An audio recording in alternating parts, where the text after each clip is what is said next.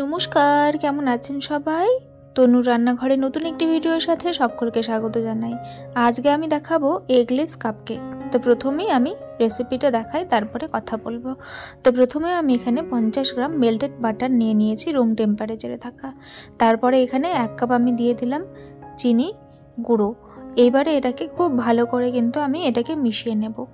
এরপরে আমি এখানে অ্যাড করে দিয়েছি 1 কাপ ময়দা। আমি এখানে দিয়ে দিলাম প্রথমে, তারপরে আমি এখানে আরও 1 কাপ ময়দা দিয়ে দিলাম। আমি এটা 2 কাপ ময়দা দিয়ে বানাবো, কোয়ান্টিটিটা একটু বেশি। তো এবারে ভালো করে এটাকে আমি মিক্স করে নেব। সব থেকে সহজ পদ্ধতিতে আজকে আমি দেখাচ্ছি। তো এটা ময়দাটা মিক্স করে নেবার পরে এখানে আমি দিয়ে দিলাম কোকো পাউডার। যেই কাপে আমি চিনিটা মেপেছিলাম সেই কাপেরই 1 কাপ আমি কোকো পাউডারটা দিয়ে দিলাম। এরপরে রুম টেম্পারেচারে থাকা দুধ দিয়ে আমি এটাকে ভালো করে অল্প অল্প করে দুধ মিশিয়ে কিন্তু মিক্স করে নেব।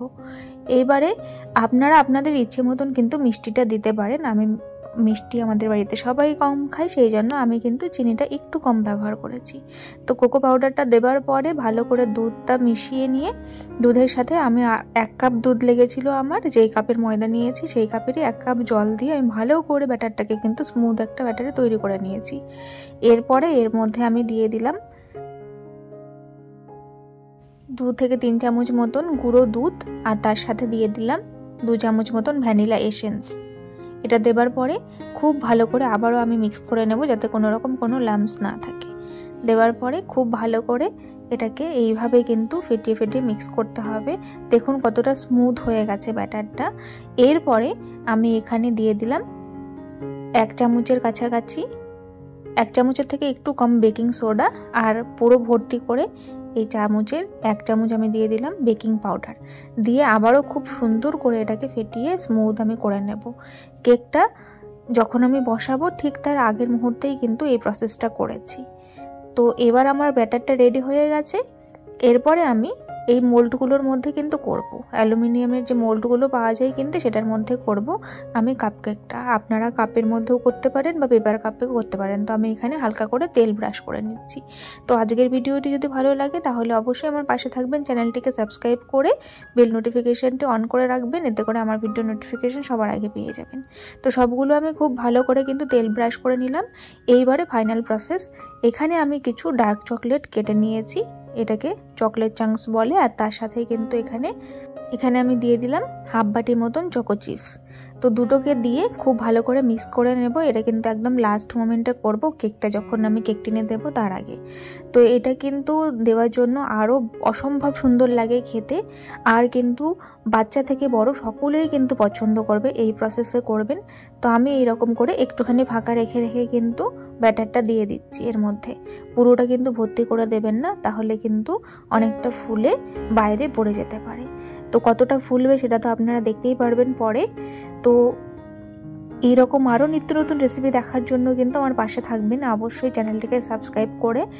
আর একটা থালার মধ্যে আমি এটাকে পুরোটাকে নিয়ে নিয়েছি। আমি 6টা বাটির মধ্যে এখানে দিয়েছি। এর থেকে সহজ পদ্ধতি হয়তো আর হয় না কেকের, আর ভীষণ সুন্দর লাগে খেতে, সকলেই ভীষণ পছন্দ করবেন। তো এর ওপর দিয়ে একটু দেখতে সুন্দর লাগার জন্য আমি এখানে চকো চিপস দিয়ে দিলাম।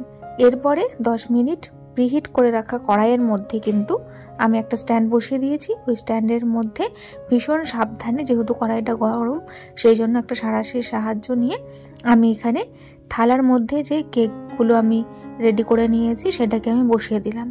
এবারে বসিয়ে দেওয়ার পরে এই ফুটোটাকে কিন্তু আমি বন্ধ করে দিয়েছি, যে কাচের ঢাকনার যে ফুটোটা রয়েছে সেটা আমি বন্ধ করে দিয়েছি।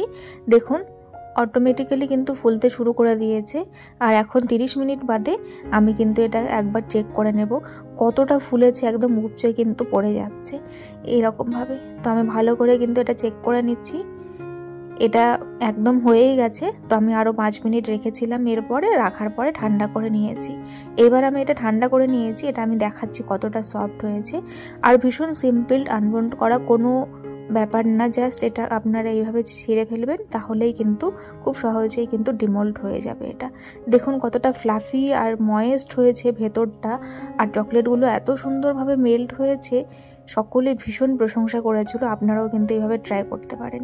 দেখুন ভেতরটা কতটা জালিদার হয়েছে আর ফ্লাফি হয়েছে। এটা হতে কিন্তু আমার টাইম লেগেছিল 35 মিনিট। আপনারা জাস্ট এইভাবে একবার ট্রাই না করলে বুঝতে পারবেন না। বাচ্চারা অনেক সময় যে কোনো সময় কিন্তু জেদ ধরে, তো আপনারা এইভাবে খুব সহজ পদ্ধতিতে কিন্তু বাচ্চাদের চকলেট কেক বানিয়ে দিতে পারবেন। আজ তবে আসি, দেখা হবে আরও একদিন। ধন্যবাদ।